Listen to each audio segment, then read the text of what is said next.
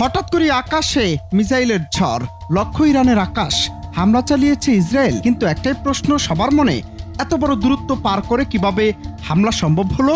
Iran ও ইসরায়েলের মধ্যে কোনো সীমান্ত নেই, দুদেশের দূরত্ব 1000 কিলোমিটারেরও বেশি। তাহলে ইসরায়েলের জেট আর ড্রোনগুলো কিভাবে পৌঁছালো ইরানে? বিশ্লেষকরা বলছেন হামলার পথ খুলে দিয়েছে তৃতীয় কোনো মুসলিম দেশের আকাশ সীমা। সবচেয়ে সম্ভাব্য রুট জর্ডান, কিন্তু হিসেব মিলে গেছে যেন আকাশপথে বিশ্বাসঘাতকতা। এ সময়ের মুসলিম উম্মার সবচেয়ে বড় গাদ্দার জর্ডান।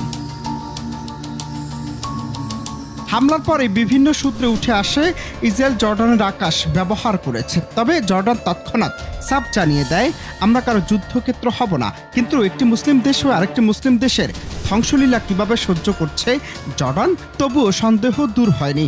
আর তাই ইরানের সর্বোচ্চ নেতা আয়াতুল্লাহ খামেনির হুঁশিয়ারি, শুধু হামলাকারী নয়, যারা পথ দিয়েছে তারাও রেহাই পাবে না। আর এই হুঁশিয়ারিতে যেন আতঙ্কে কাঁপছে ইসরায়েলের মিত্ররা। তবে সিরিয়া একসময় ইরানের ঘনিষ্ঠ মিত্র হলেও এখন সেখানে ক্ষমতায় পশ্চিমা সমর্থিত সরকার। বিশ্লেষকদের ধারণা, হয়তো সিরিয়ার আকাশ দিয়ে গোপনে হামলা চালানো হয়েছে। আর ইরাক ঐতিহাসিকভাবে ইরানের বন্ধু, কিন্তু এখন সেখানে যুক্তরাষ্ট্রের সামরিক ছায়া।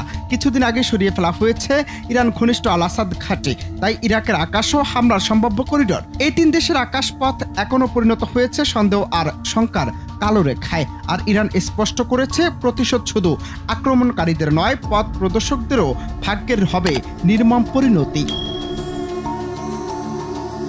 সারা বিশ্ব এখন শ্বাসরুদ্ধ হয়ে তাকিয়ে আছে মধ্যপ্রাচ্যের আকাশে। এই উত্তেজনা শেষ কোথায় কেউ জানে না।